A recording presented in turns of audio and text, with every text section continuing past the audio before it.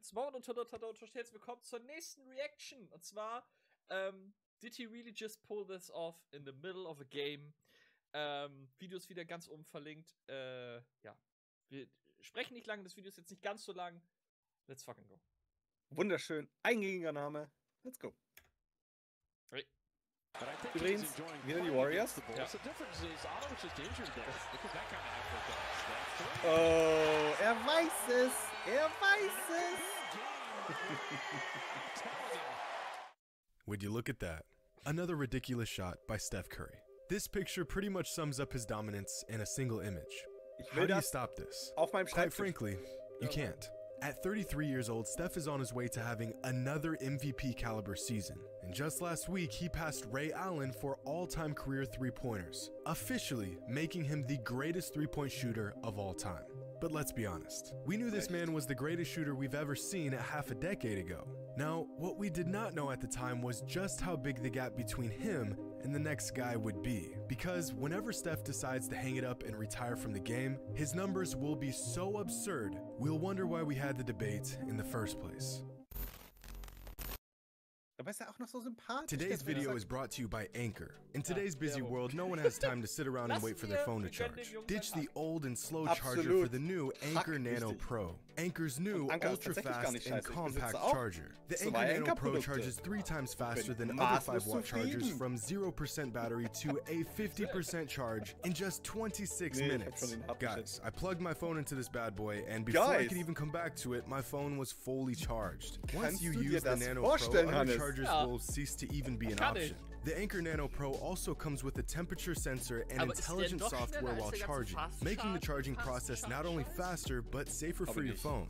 Whenever a friend of mine uses this charger, I kid you not, they cannot believe how fast it charges. With over 65 million users around the globe, Anchor is America's #1 charging brand with more people upgrading to Anchor every single day. So head over to Anchor.com and check out their new Anchor Nano Pro today.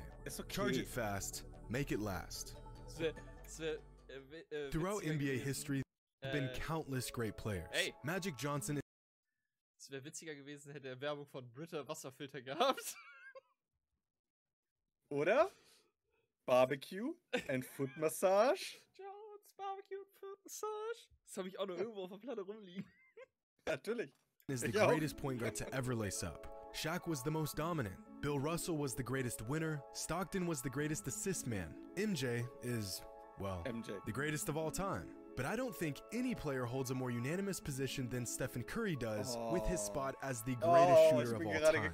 I mean, seriously, is there anyone left who doesn't agree with this? Even the old heads had to concede over the last few years and admit that wenn dein Trainer so bei der Bank steht und sagt, was tust du für eine Scheiße und der Ball reingeht, dann weißt du, hast gewonnen. Richtig, Gehaltsverhandlung nächstes Jahr. Deine Bühne. Wann war das? 2016? 2016 oder 2017 hat er für 201 Millionen Euro. Und mehr als 200 Millionen, ihr Wichser.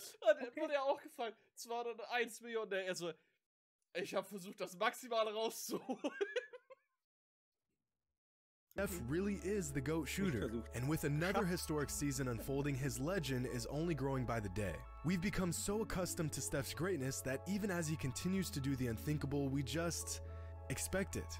This season, Steph's numbers are arguably better than they were in his 2 MVP campaigns. The man is 33 years old and still at the peak of his powers. So now that Steph has the most career three-point... Das finde ich gar nicht so... Also, dass er 33 ist und immer noch am Peak ist, finde ich jetzt nicht so ungewöhnlich. Weil er halt eine spezielle Art zu spielen hat. Es sind halt die Dreier, ne? So, also für jemanden, der eher auf Athletik geht und so. Guck mal, hier, sag schon. Hier, deine Klitsche. LeBrons kleiner Häftling, Westbrook und so. Das ist da längst nicht mehr so wie vor 3-4 Jahren. Aber doch. Westbrook der hat absolut verlernt zu werfen. Also komplett. Zum Beispiel. Der hat komplett verlernt zu werfen. Aber es geht noch. Aber ich sag mal so, zum Beispiel, KD ist jetzt auch schon 34. Ja, okay. KD ist natürlich ein Klopper-Argument. Da kann ich auch nicht gegen anreden. Aber KD ist halt auch so eine Anomalie. Ähnlich wie Wilt, das ist halt. Der Typ ist halt körperlich anders. Also ohne Scheiß, wenn KD die Masse von zum Beispiel LeBron hätte, Der wird alles wegmachen, Bruder, da ist ja gar nichts. Ja, deswegen, also schwieriger Vergleich. Pointers in NBA history, just how insane will his numbers be by the time he retires? Well, if Steph Curry plays until he's 40, which is less than 7 seasons away, and he averages 4.5 threes a game over that time span while playing an average of 70 games per season, he will finish his career with 5,100 regular season three-pointers made. 5,000. Vor allem 4 Dreier pro Spiel ungefähr. Und der macht irgendwie pro Spiel 8. Love it. 100 three-pointers made in the regular season alone. Excluding active NBA players, that would put Stephen Curry right here on a graph of the greatest. Dirk! Wie weit der von allen anderen weg ist. Es ist so lächerlich einfach. Es ist wirklich so lächerlich. Also Steph Curry ist auch wirklich einfach Cheatcode. Ja. Greatest three-point shooters in league history. So far ahead of everyone else, you'd think it was a typo. But as we all know, Steph has been a game changer in the world of basketball. So as his three-point mastery has progressed over time, so has the league's as a whole. Assuming the career projections of a handful of active players, here's where the best current three-point shooters will end up by the time they retire. This list doesn't even include the league's best young sharpshooters like Trae Young, Donovan Mitchell, Duncan Robinson, Tyler Hero, Zach LaVine, and many others. This, ladies and gentlemen, is evolution. And Steph Curry put this evolution into overdrive. Last week, Steph Curry passed Ray Allen for the most career three-pointers regular season and playoffs. And he did it in nearly 600 fewer games. Now sure, Steph is shooting more threes than Ray Allen ever did, but it's not just volume. Steph is as efficient as it gets. Now hold on to your seats for this next one, because Stephen Curry could miss his next 520 three-point attempts, and he would still have a better career three-point percentage than Ray Allen did. That means that at the rate Steph is pulling 520 Mal den Airball werfen, trotzdem immer noch besser als alle anderen. Sagen wir mal, bequemes Puffer. Das ist bequemer Vorsprung. Sehr bequemer Vorsprung. Up from 3 this season, he could miss every single three-pointer he takes for the rest of the season and still match the career three-point efficiency of Ray Allen. And watching this light-skinned 6'2" flamethrower work his magic has inspired others to follow down the same path. Buddy Hield recently passed Stephen Curry for the most three-pointers made through 400 career games. But Buddy probably won't hold that title for very long since Donovan Mitchell is on pace to beating that mark sometime in the next couple seasons. And Donovan Mitchell also won't hold that title for very long since both Duncan Robinson and Anthony Edwards are both outpacing Donovan Mitchell in three-pointers made. And the evolution of the game continues. And I'm sure there's some 5th grader right now that will eventually shatter that record in the future as well. The game that used to be played around the rim eventually moved above the rim and has now moved 25 feet away from the rim. Da habe ich jetzt eine spannende Frage zu. Glaubst du, dass wir irgendwann mal wieder näher an den Korb rangehen? Nicht sagen. Das ist ja, wir haben ja jetzt wieder ein paar Änderungen im Reglement gehabt und so. Oh, da hat er auch ein Video drüber gemacht, das müssen wir auch irgendwann nochmal gucken, wie alle abgestürzt sind einfach. Weil Foul ist ja jetzt, vorher hast du dich halt in den Gegner geworfen, Foul, hallo. Ja. Und deswegen kann ich es nicht sagen. Also das ist halt einfach so eine, in Anführungsstrichen, Willkürentscheidung, die in der Zukunft noch gefällt wird. Kann sein. Ich kann mir ein Szenario vorstellen, wo die Regeln halt noch härter werden, was Foul-Shooting angeht, dass noch weniger gepfiffen wird, dass es sinnvoller ist, wieder mehr zum Korb zu arbeiten und dort, weil du dort ein klareres Foul zum Beispiel kriegst. Das könnte ich mir vorstellen. Deine Freiwürfe und alles ist gut. Ja, sehr gut möglich. Aber I don't know. Auch eine spannende Statistik für die Leute bis Steph Curry dieses Ganze revolutioniert hat, also 2014, 2015 rum. Davor haben die meisten Teams insgesamt in einem Spiel so maximal 10 Dreier geworfen. In den 80ern und 90ern so 5. Höchstens. Gar nicht. Jetzt 0, 30 pro Team. Pro Spiel. Das ist auch, ich gucke mir leider nie Spiele live an irgendwie, weil ich halt keine Zone und sonst was habe, aber ich werde halt jeden Morgen geweckt quasi mit meinen Statistiken. Deswegen bin ich hier auch am Anfang so auf den Sack gegangen mit deinen Runs-Loss und so. Jeden Morgen, das ist das Erste, was ich mache, ist kein Scheiß, ne? Ich werde um 6:45 Uhr von meinem Wecker geweckt und dann kriege ich diese ganzen Statistiken, die da so sind, ne? Und es ist ultra, wie viel mehr das geworden ist, was Dreier angeht. So wirklich in den letzten 2 Jahren allein. Als hätten die vorher kein Mathe gekonnt. 2 plus 2 ist 4, aber 2 plus 3 ist 5. Und dann wirklich. Ungefähr. Und das ist halt explodiert, was die Attempts angeht auch, ne? Von Dreiern. Das ist alles seine Schuld. Alles seine. Danke. Den Typen, den ihr da seht. Das ist alles seine Schuld. Back in his day, Kenny Smith, who is now exclusively known as the knock-knee TNT guy who sits between Ernie and Chuck, used to be one of the league's premier long-range shooters. Throughout his entire career, Kenny made 664 three-pointers. Duncan Robinson is on track to shattering that mark in just his 4th NBA season. Steve Kerr, the most accurate three-point shooter in the history of the NBA, made 726 three-pointers in his 15-year NBA career. Donovan Mitchell made exactly 726 three-pointers in his first 4 seasons in the league. But Curry's inspiration goes far beyond just guards. If you've been a fan of the game for a while now, you know just how rare it once was to see a big man shooting the long ball. Just a decade ago, Drew Gooden attempted more three-pointers per game than any other center in the entire league. He averaged 1 3-point attempt a game. This season, 24 centers around the league average more than 1 3-point attempt a game. In Stephen Curry's first MVP season, Dwight Howard hat die Abmachung mit LeBron James für 2 Blocks im Spiel, darf er einen Dreier werfen. only 14 players in the NBA averaged over 40% shooting from 3, and 11 out of those 14 players were guards. This season, there are 14 power forwards and centers averaging at least 40% from 3. These are big men shooting the ball as well as guards did just 7 seasons ago. There has never, ever been a single player who has had such a widespread impact on the game as Stephen Curry has had. I mean, it's really not even close. When Michael Jordan reached his peak, everyone wanted to be like Mike, but he didn't really change the way the game is played since no one could do the things that Mike could do. Magic Johnson proved that you don't need to be 6'3" to run the point. But again, just being an unconventionally big point guard isn't something other players can just replicate. Mikan, Wilt, Shaq, Durant were all revolutionary in their own right, but they all possess traits that, for the most part, aren't things you can just work on and improve. You're either a 7'1" tank with freakish athleticism and a soft touch, or you're not. You're either a sharp-shooting 7-footer with a handle, or you're not.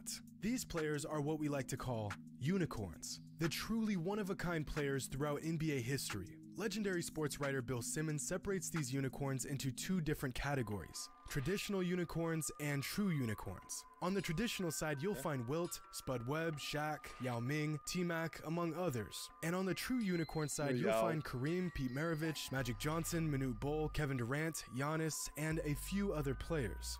So, where does Stephen Curry fall on this unicorn spectrum?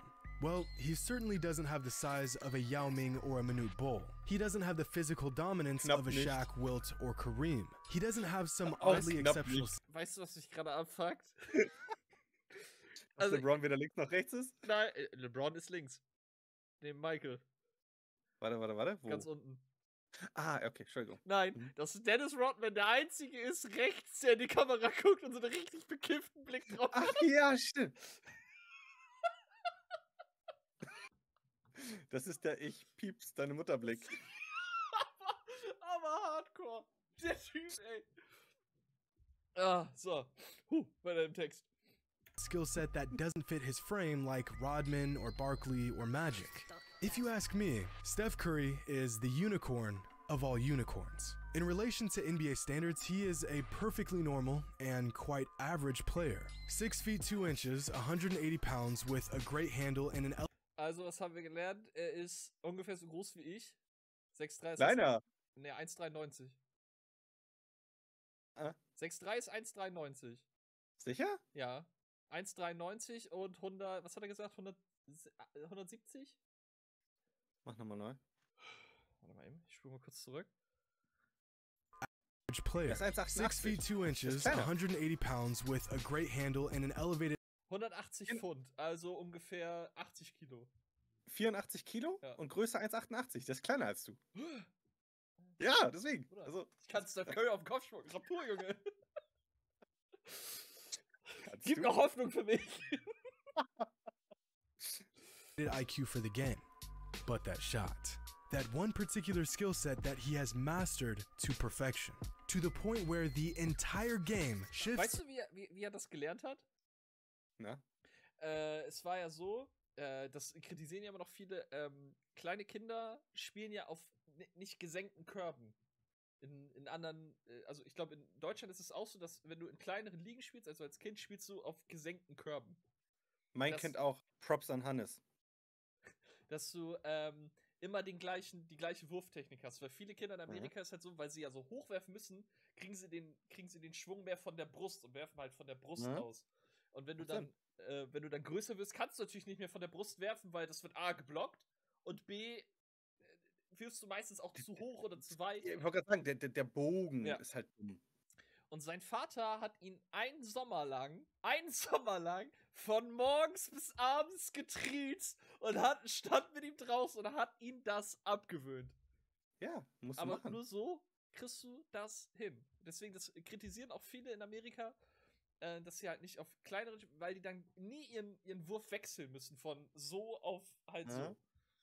Und das ist wohl in anderen Ländern ist das so. Ich weiß jetzt nicht, ob es in Deutschland ist, weil bei mir hier in der Umgebung gibt es kein Kinderbasketball.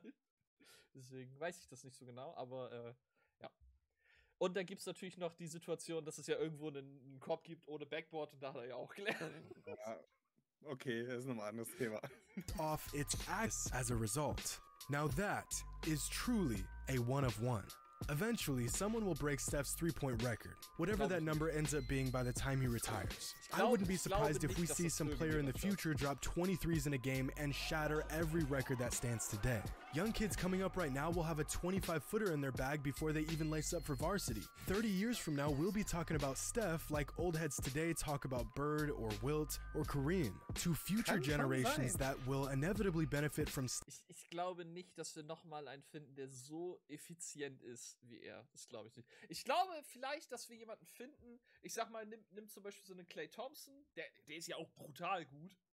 Ne? Er muss aber... Wenn er mal spielt. Ja, einfach 2 Jahre lang nicht gespielt, der arme Junge, wirklich. Wenn er mal spielt. Aber wenn du dann so jemanden hast, wie zum Beispiel Klay Thompson, der auch so gut, also auch gut ist, aber ich glaube, er bräuchte viel, viel, viel, viel länger als das, was Steph jetzt braucht. Also du bräuchtest schon jemanden, der bestimmt so von 0 startet und bestimmt 15, 16, 17 Jahre lang consistent immer diese Würfe schafft, dann kommt da vielleicht jemand dran.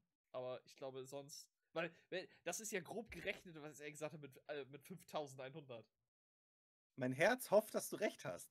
Aber so mein Kopf sagt, dass die ganzen Trainer, die ganzen GMs und sonst was, die sehen ja den Trend in Anführungsstrichen. Wie es vorhin mit MJ war, die wollen es replizieren. Und dann werden die jungen Spieler darauf getrimmt. Deswegen kann es schon sein, dass wir jetzt quasi eine Generation oder die nächste Generation so aufbauen, dass die halt nur noch darauf gehen. Und dann kann es schon sein, dass es irgendwann mal fällt. Ich hoffe es nicht, aber ich schließe es nicht aus. Ich glaube, wenn er fertig ist, wird das einer dieser Rekorde wie Wills 100 Punkte oder 50 Punkte pro Saison. Das funktioniert nicht. Also das hat mir glaube, das gerade eben, ja. Das Gespräch, meinst du, es wird wieder eher zum Korb gehen? Ja. Wenn ja, dann ist Steph für die nächsten 100 Jahre im Rekordbuch. Ja. Wenn nein und es doch wieder weiter zurückgeht, dann kann es passieren.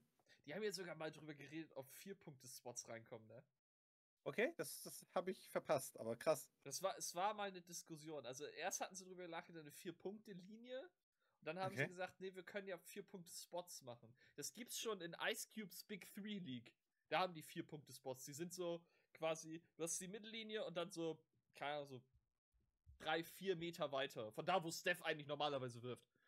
So, es gibt halt nicht viele, die von da werfen. Ja, so. Eben, aber da sind dann diese auf jeder Seite halt 2 Punkte ungefähr. Und wenn du da in der Zone bist, kriegst du, wenn der Ball reingeht, 4 Punkte.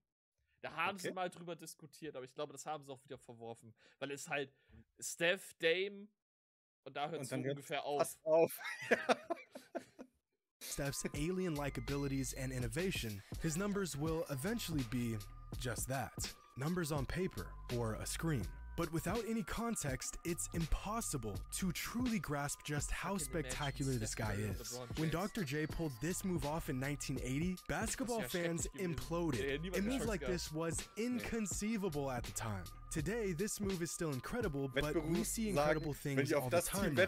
Back in 2003, when Kobe Bryant sank 12 three-pointers in one game, it took days for NBA fans to settle down. Now, it seems like every other week, some player is racking up double-digit threes in a single game. The goalpost for exceptional feats is constantly moving. And when it comes to shooting the rock, Steph Curry isn't aiming for the goalpost. He is the goalpost. In fact, when Kobe Bryant dropped 12 threes back in 2003, it was, at the time, an NBA record. Here's what a chart of the most three-pointers made in a single game by an individual player in NBA history looked like at the time of Kobe's legendary game. Many other all-time great shooters had incredible nights from downtown, but in that moment, the record belonged to the Black Mamba. And here's what that same chart looks like if we include games played since Stephen Curry's historic 2016 MVP season. Ui, siehst du, das ist das, was ich meine, ne? Und wenn du jetzt nochmal 10 Jahre weitergehst, dann wird sich nochmal verschieben, so. A visual representation of Steph's impact on the game. Oh yeah, and here's all the games that belong to Steph. The unicorn of all unicorns. Ganz oben ist Clay. Ja, es war auch wieder ein sehr, sehr schönes Video. Schaut es euch gerne an. In dem Sinne, haut rein. Bis zum nächsten Mal. Lasst es euch gut gehen. Ciao, ciao. Ciao, ciao.